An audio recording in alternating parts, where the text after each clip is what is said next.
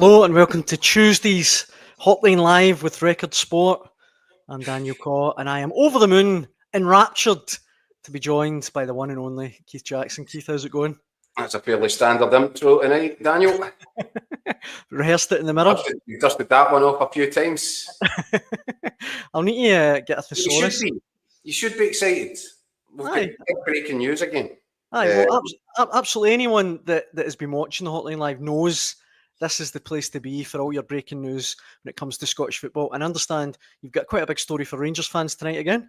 It's a biggie in terms of, it's not takeover-wise, obviously, but just in terms of the football. And I know that a lot of Rangers fans have probably seen enough football for this season. But the one thing that's still there for them to play for, the one adventure that they've still got to enjoy is obviously the Europa League. And on Thursday night, obviously they'll have the work cut out. A team that is lost at home to Queen's Park, to St Mirren and Motherwell, has to go away at the Lions Den against Jose Mourinho's Fenerbahce. I don't think that many people will be holding out a great deal of hope for Rangers. Even the most kind of ardent Rangers supporters might be worried about it. But there is some good news on that front. It's our understanding, a story that I've just put up online, a major boost for interim boss Barry Ferguson is that both Liam Balogun and John Souttar have put their hands up already in defiance of the medical science to make themselves available for selection. Obviously, Balogun returned at half-time during the Motherwell game. I thought he made a big improvement to them defensively. Yeah. In that 45 minutes. But I think, you know what it's like with sports science these days? I think they wanted a more gentle sort of maybe 10, 15 minutes at the end of that game. But the situation required emergency action yet again for the second game in a trot for Barry Ferguson. Having taken off Clinton Nsiala in the first match at Kilmarnock during the first half, I thought Robin Cropper was pretty lucky to survive that one, but I think it was a flip of the coin. He's obviously went with the more experience, but Robin Cropper, I think, let the team down again at the weekend against Motherwell. Rangers end up 2-0 down again. And Barry Ferguson this time stayed patient enough before making the change at half-time. But that required Balogun saying, yeah, I'm ready and willing to do that. Listen, I think Wild Horses couldn't have kept him off the pitch. He was so keen to get involved and get back out there. That seems to be the case again. I think both players trained today with the squad. I think it was a fairly intense training session. And as long barring any sort of physical reactions in the morning, I think they'll both be on that flight. I'd be very surprised if they don't make the foundations of the Rangers defence against Fenerbahce on Thursday. As I said, they've been struggling with injuries. They've got a record of it. So I don't think you can ever say with complete certainty. But as long as they wake up tomorrow morning and get out of beds okay, I expect them to be on that flight. And I think that is really big news for Barry Ferguson. Because you've obviously seen how frustrated and how concerned he's been about how flimsy the centre of that Rangers defence has been looking. I think these are his best two defenders by a stretch, by a considerable stretch, which tells you something about the mess that this Rangers squad is in, given that Balogun's now 36. But I think that the Rangers interim boss and his backroom team will be quietly absolutely ecstatic, because it is a long shot over there, but it's just become, this will help. Whatever chance they've got, it's a far better chance with the two best central defenders available. Absolutely. I mean, Balogun, as you say, turns 37 in June, which says a lot about the state of the Rangers squad. He's probably still their best defender, you'd say. You took the words out of my mouth there, though, because no harm to Robin Cropper and Clinton Nsiala, but these two coming in, it's a massive jump in quality at the back for Rangers.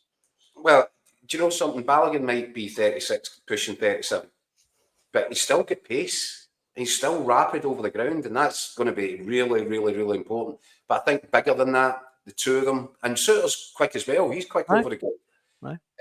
But I think more than that, I think the physicality, their defensive attributes their willingness to put their head on anything. I'm not sure that Robin Cropper really comes into that sort of category.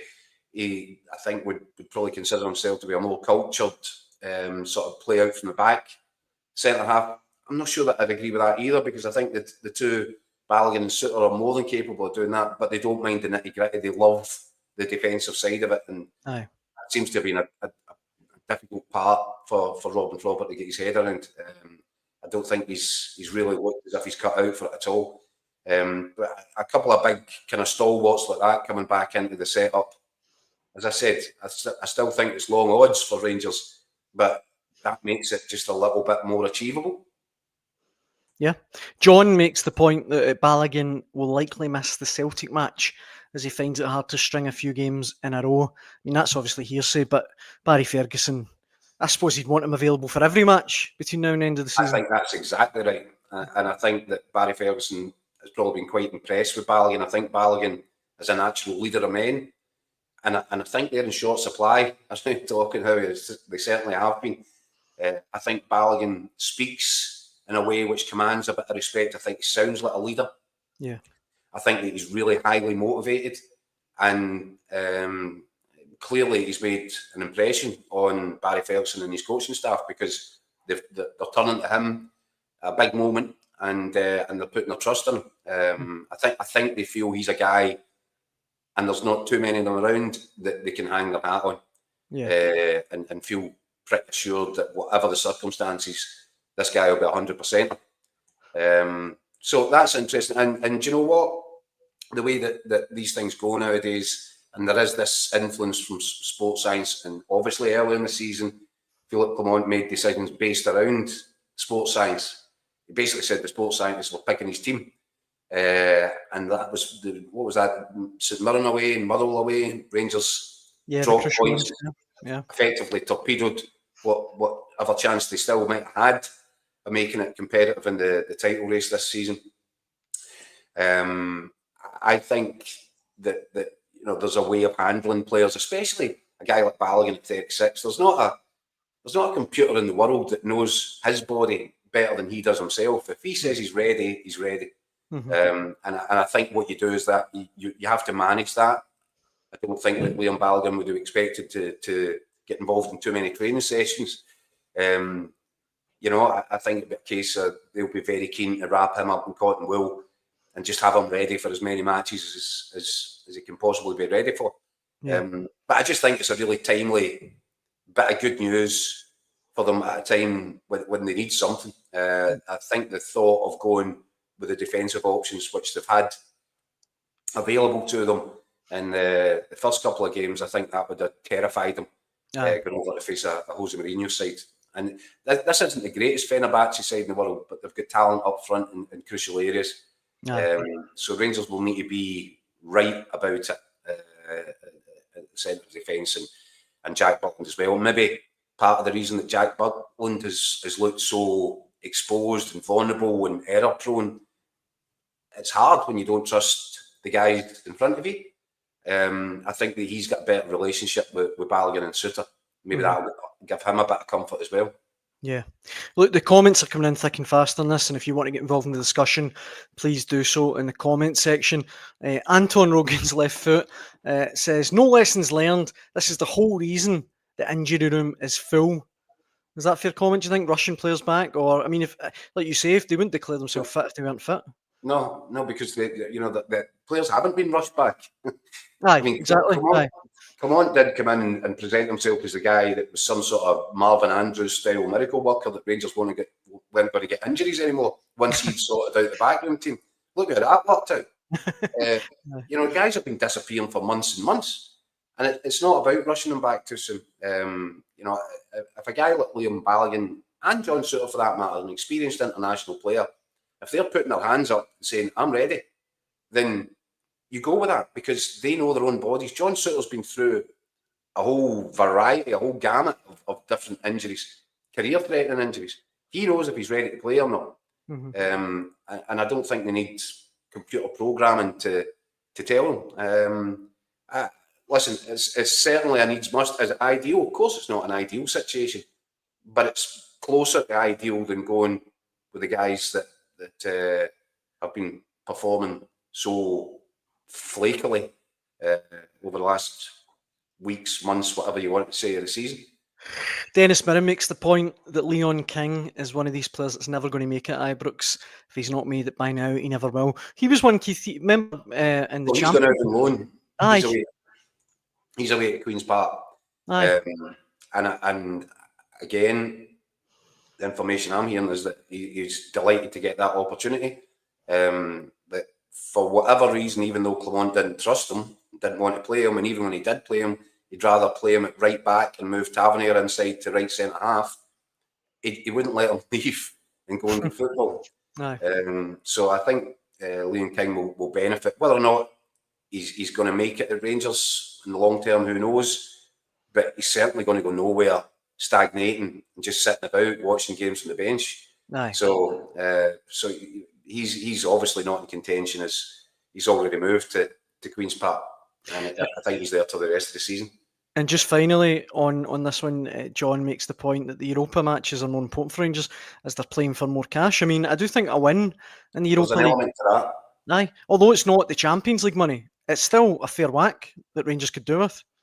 At Rangers, look, we've talked about this takeover. We said last night, it's as far down the line as it possibly can get to now that it's in the hands of the lawyers, and the financial prospects for Rangers will, you would presume, be greatly enhanced or become greatly improved once the ink is dried on it all.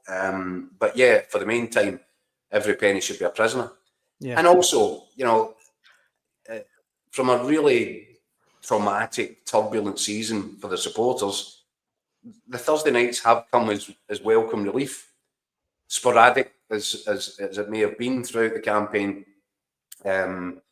So who knows? And with this Rangers side, they are so unpredictable that you just don't know. Is there a massive performance in them here? Can they keep the tie alive? I don't think anybody's expecting them to go over there and beat Fenerbahce in their own pitch.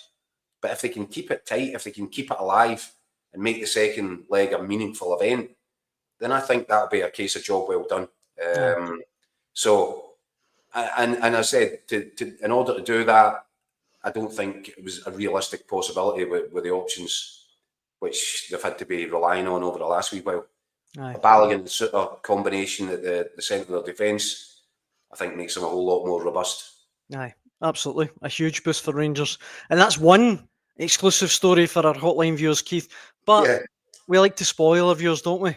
We kind of have two. There was one on Record Sport Online today from our transfer guru, Scott Burns, talking about Lennon Miller and a potential interest from Celtic. Well, we know that Celtic were in.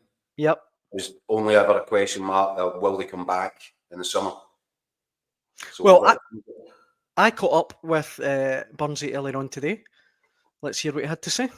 Burnsy, our transfer guru, I know the transfer window slammed shut a while ago now, but Lennon Miller to Celtic. Talk to me.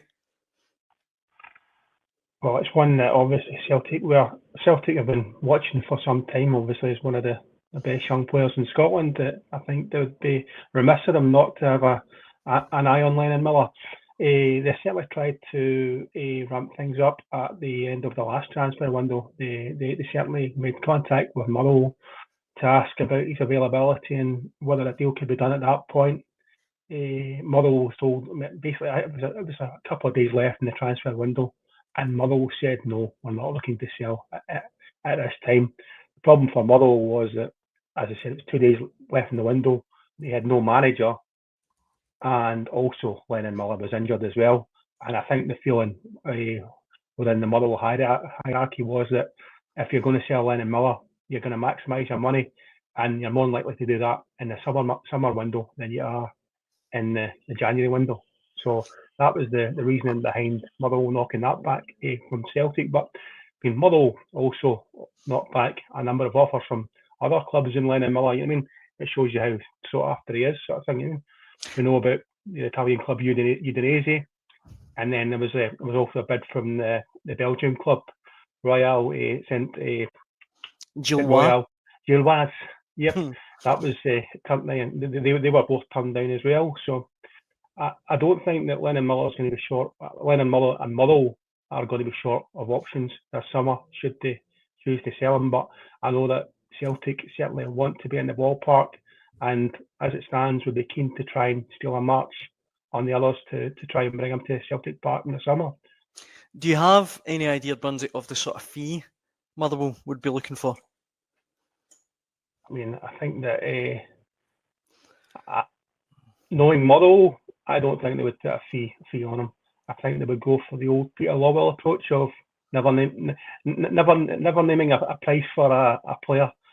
I think you just let the bids come in and see how high they go. I don't think Motherwell would be stupid enough. I think we've got a golden goose here in Lennon Miller. They could make a lot of money from this player, so I think they would try to get as much as they can, and certainly it'll be in far in excess of the last record sale, which was David Turnbull, who made the same trip from Fir Park to Celtic Park a few years ago. Mm-hmm. So, but I suspect it'll be far in excess of that.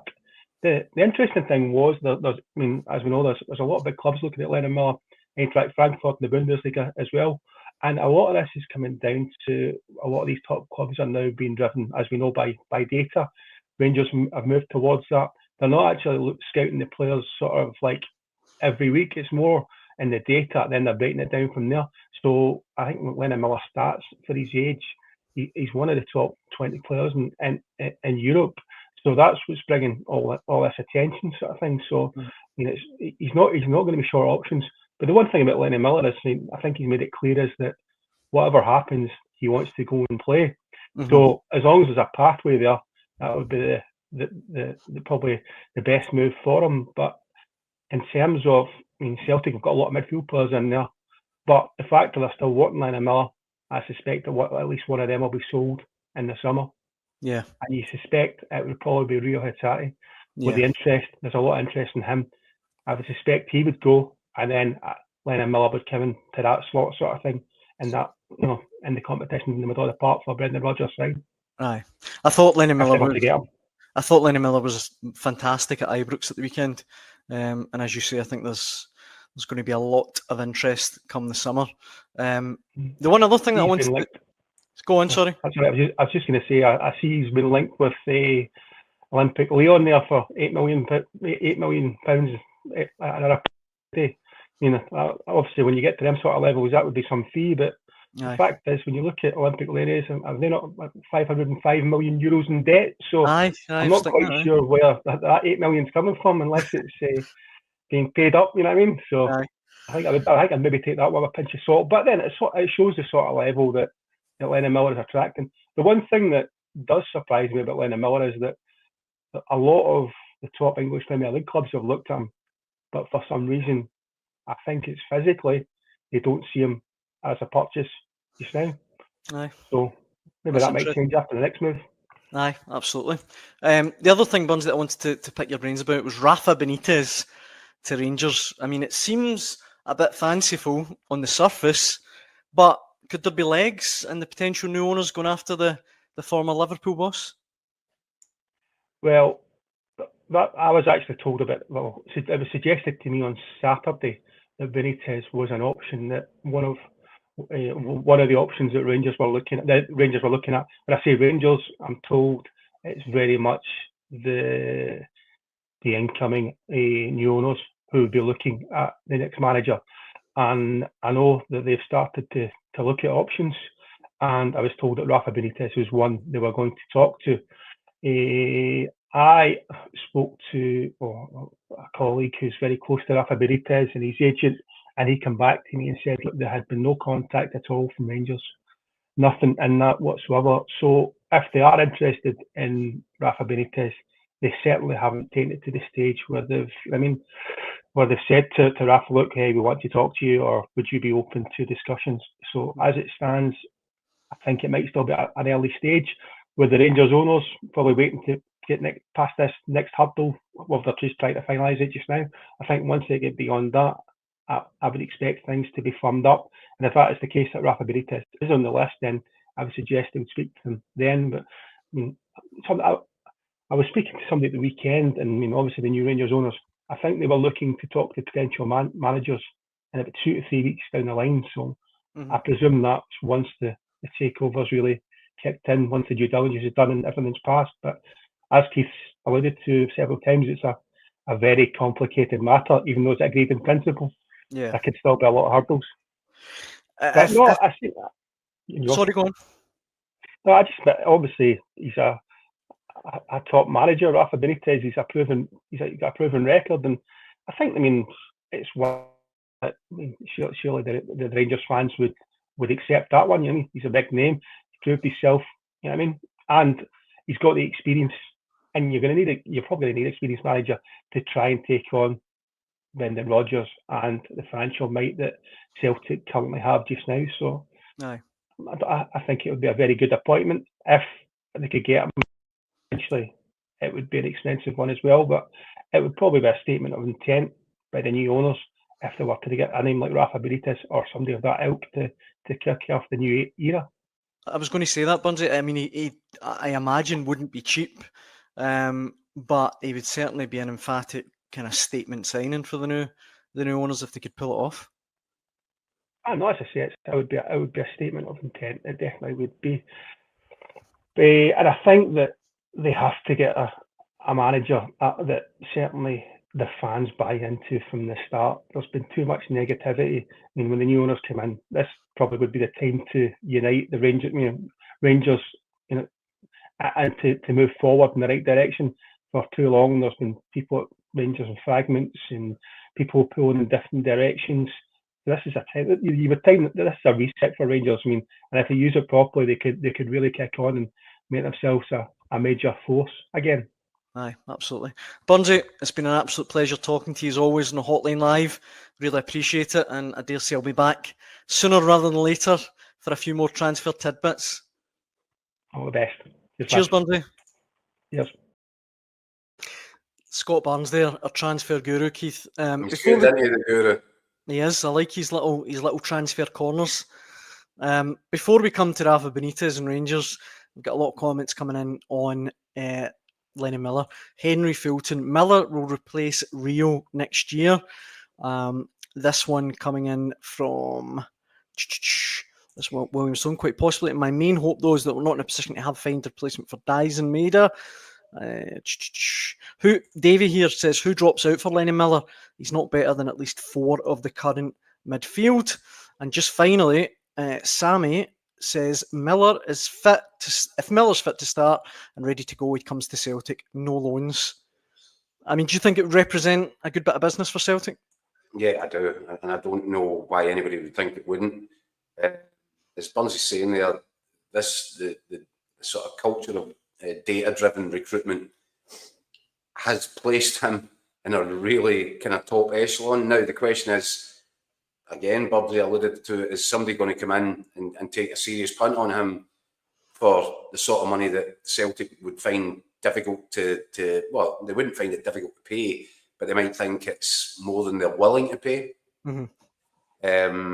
But I think it feels like a very natural step in Lennon Miller's progression if he went to Celtic, because, if Bunsy's saying there, and there's no reason to doubt him, English Premier League clubs are taking a look, but they just think that he's not at that stage yet in his development, be it physically or technically.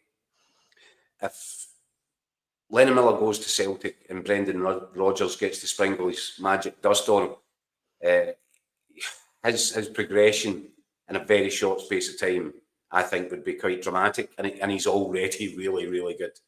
I think there is something in the Rio Hatate stuff. I think that, I'm not saying Hatate's been agitating, but I think similar to Kyogo, I think that he has maybe intimated that he's done his bit. Yeah. And so that would feel like a natural sort of a parting, as opposed to Kyogo going in January, strange. But it would feel as if, if you lose Kyogo, you bring in Lennon Miller. Lennon Miller has the potential to be every bit as good as Rio Hatate, perhaps even better. It could be really something special. And this comes at a really fascinating time, doesn't it, for Scottish football, when we've got these young players coming through in a bit of a group now, and we worried for the international team, for example.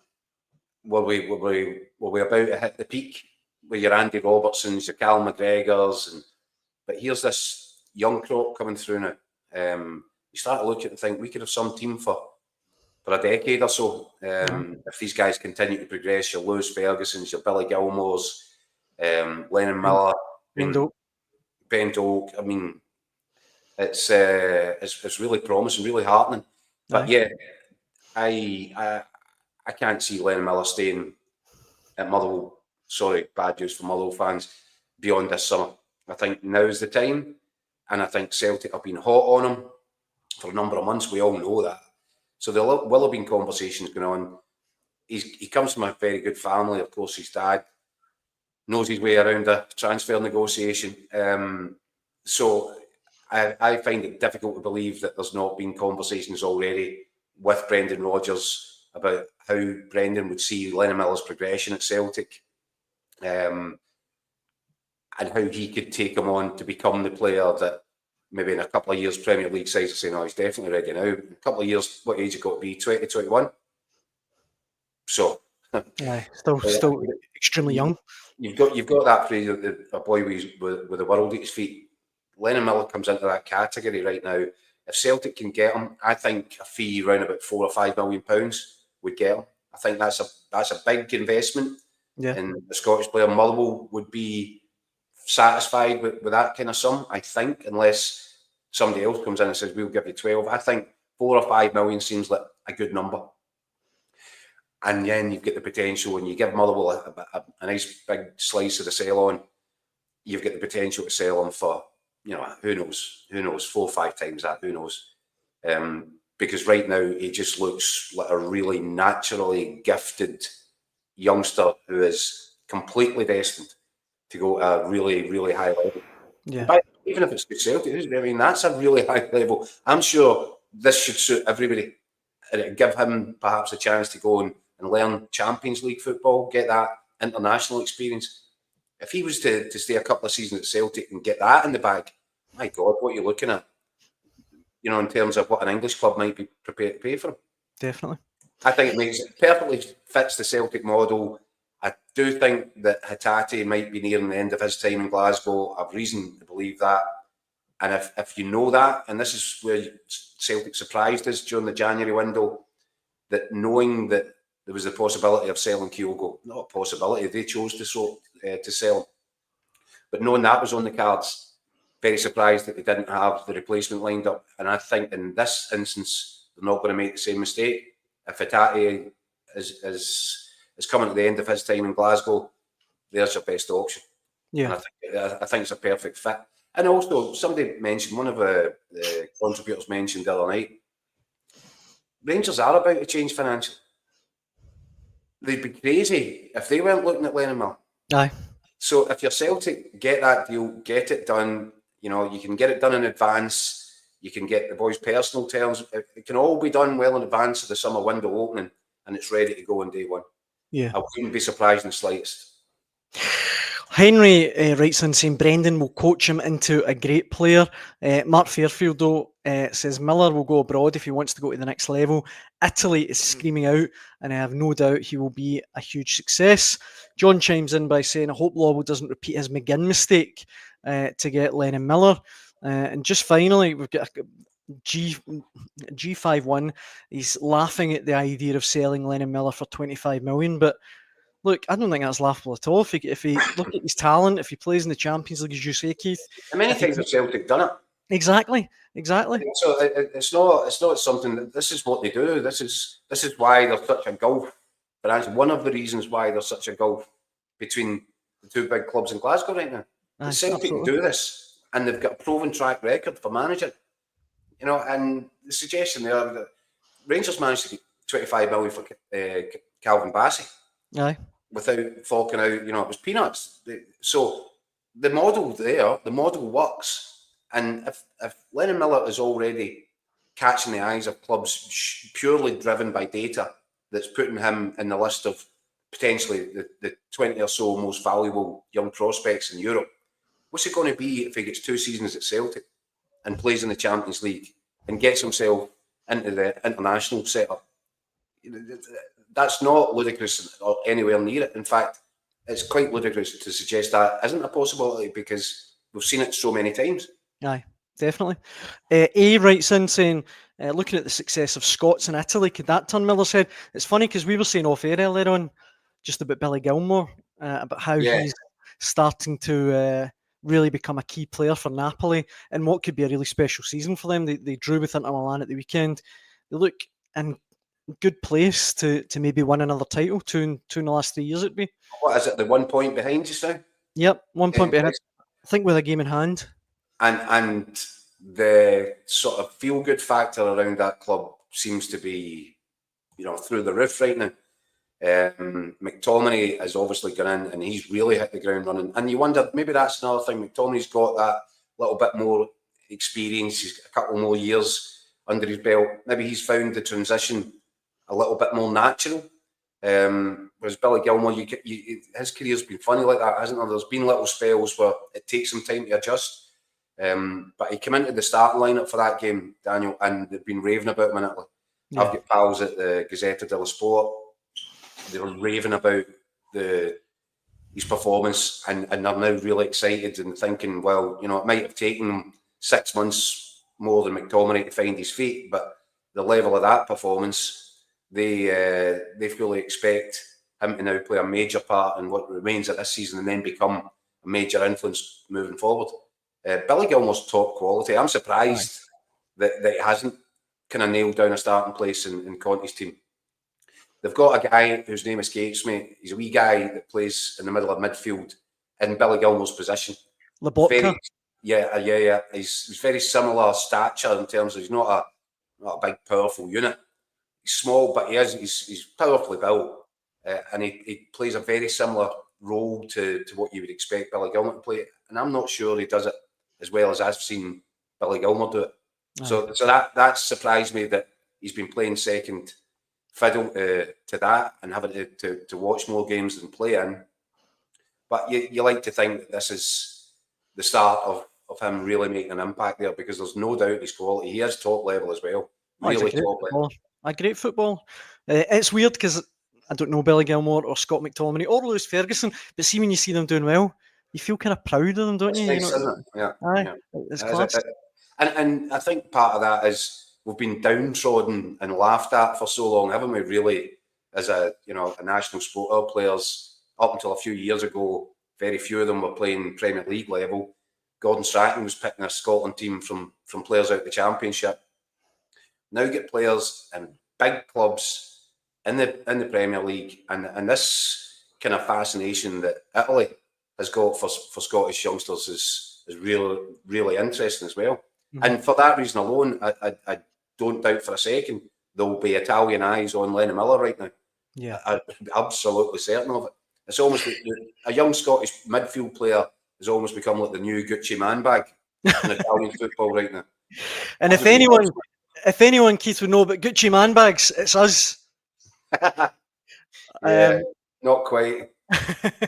I should say that I said that Napoli had a game in hand. They don't. They're a point behind Inter after 27 games, so still all to play for. Though it'd be amazing if they could win the Serie A in their first season. The other thing we have to touch on from Burnsy there, Keith, is Rafa Benitez. Look, this is a weird one. Burnsy is normally impeccable with his transfer stories, so I don't doubt there's something in it. But Rafa Benitez to Rangers, I mean, that would be a pretty remarkable move if they pulled it off. Yeah. I'm not sure of this one. That reaction told the story. Forgive me for being cynical here, but as we discussed the other night, the American new owners or owners in waiting, the Rangers have got their work cut out just now, just getting this deal over the line.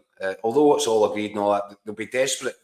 And I'm sure they will be formulating a plan for what it might look like once they get the keys to the front door. Rafa Benitez, would he be a person of interest? Well, he's certainly a big name. But you look at the sort of model that has been put in place by 49ers Enterprises at Leeds, and it is very data-driven, modern, contemporary, does Rafa Benitez fit into that? Will they have a list of managers that tick more boxes in terms of how they see the game being played?